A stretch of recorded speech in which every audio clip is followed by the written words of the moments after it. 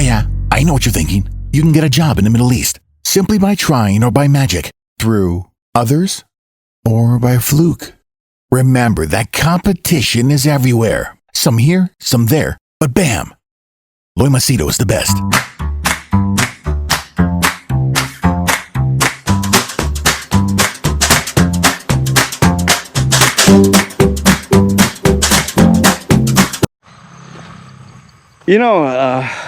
I think I surprised a lot of people when I told them that I'm going to, start my, not channel, I'm just going to open up a profile in TikTok. I had a profile. I don't know what the password was or what this thing was, but I do remember the handle Loy Macedo. I never used it, and that's why I had to choose @Loy.Macedo. Okay. Now, the question is, why did I choose TikTok after criticizing TikTok so much?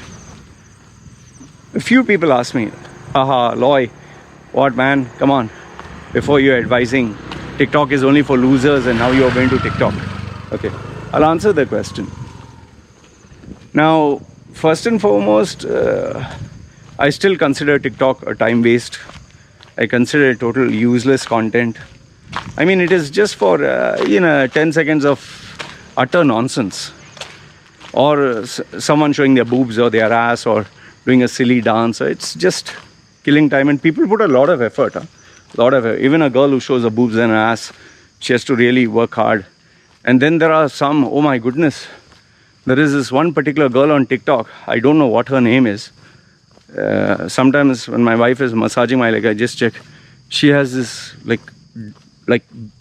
anime eyes, like really big, beautiful eyes, and she has a beautiful face, and la something she will do, and that's it. And then you'll go to the next one, and then she'll dance and smile, and oh, she has 40,000 likes and shares and this and that and comments, and oh my goodness, I'm like, bloody hell. In fact, my WhatsApp group, they even shared with me one lady who's a maid, cleaner, not exaggerate, cleaner of a house. She only puts video of herself cleaning bedsheet and this and that. She has 49,000 subscribers. I was like, oh my goodness, what the fuck? So, for me personally, TikTok is still crap. So now the question is, if I consider TikTok rubbish, why am I opening it there? I'll answer. In fact, nobody asked me, Loy, okay, why are you doing TikTok? Nobody asked me, why are you doing blogging? Why are you writing on Medium? Nobody asked me that, because nobody observed this part. They observe only what they want to observe. It's cherry picking, Here's what you do not know, or maybe you do know and didn't pay attention. I have activated TikTok, yes, but I've also activated Medium, where I write there. I've activated my blog. It's going to be without photographs. I've started doing experimentations on LinkedIn, and I'm also looking at other avenues where I can upload stuff and put stuff in. Now, why? Here's my answer, or rather a question, okay, to see how much you know.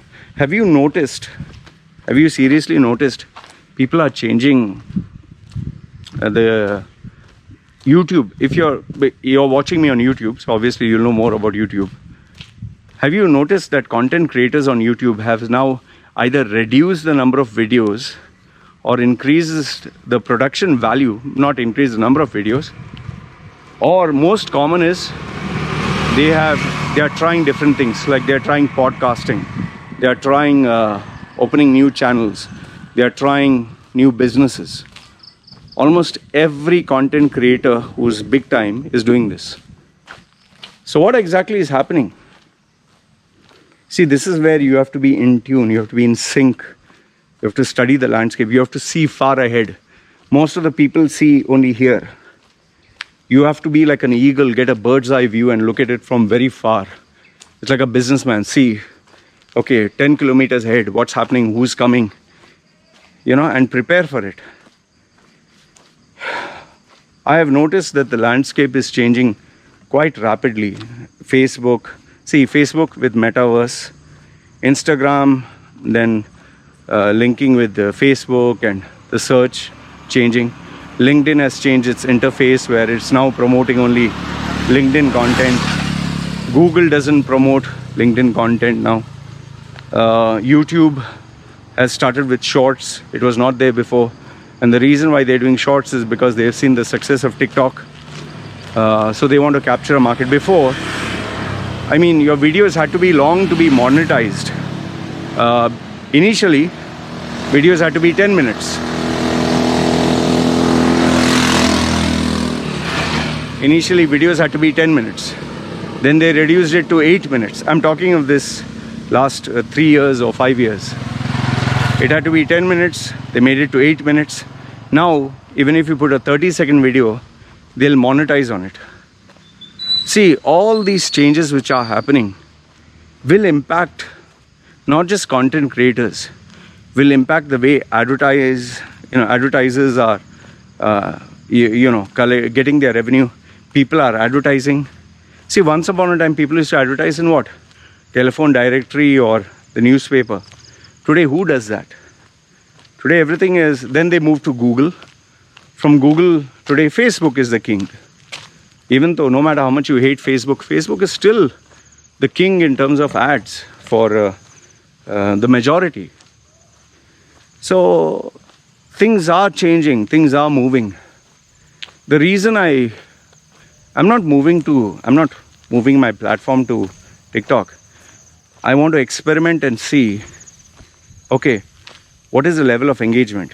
Subscribers, comments, likes. I'm observing. Okay, I wrote an article on Medium. Okay, what is the engagement?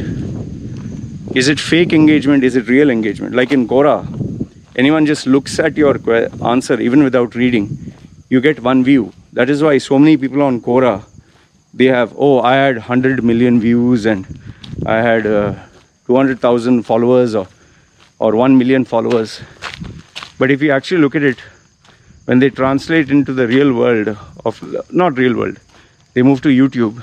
Even though he has 1 million followers on Quora, he will hardly have maybe 1,000 followers on YouTube. Because Quora's, that view count meter is total rubbish. You don't even have to read what the person written and you get a view, man. That's why you see any Quora person, any Quora personality on YouTube or anything. In fact, there was one Dr. Vishwanath or some name he is. He was like a respected authority on Quora. Later on they found out he's a bloody ordinary chap. People are just inflating his ego. He's nothing. So, for me, because my entire business model is based online, okay, I go anywhere in the world, I can be visible. I have to constantly study, analyze, and know what is going to happen next. I may not be right, but that gut feeling, that fear, that anticipation is good enough for me to constantly be at the edge. That's why I moved from blogging to vlogging, that is video. And now I'm experimenting. Okay, vlogging, long videos. I used to make even 6-hour video, 11-hour videos, non-stop, Those big ones. It was crazy, man. So I moved from there. Now, obviously, I'm experimenting and dabbling with 30-second videos, small articles. Before Google, if you had anything less than 3,000 words, Google would not index that article or that website. Today, check Live Mint. The articles are so small, but they get millions of viewers, billions of readers. So the landscape has changed a lot. So all I want to tell you through this video is, it is very important to constantly evolve. You have to evolve. You have to study the landscape. You have to understand what is happening. You have to anticipate changes. You have to prepare yourself for changes. And you can't remain in your comfort zone, man.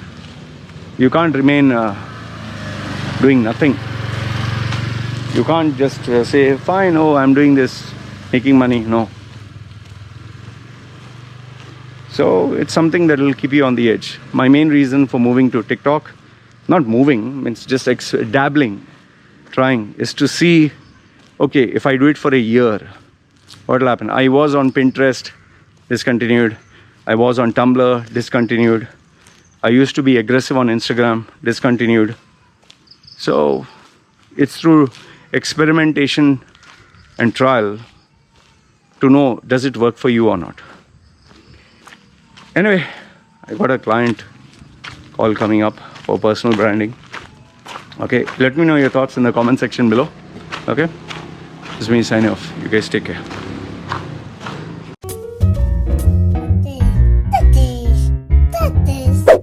Yeah, I know what you're thinking. You can get a job in the Middle East simply by trying or by magic, through others or by fluke.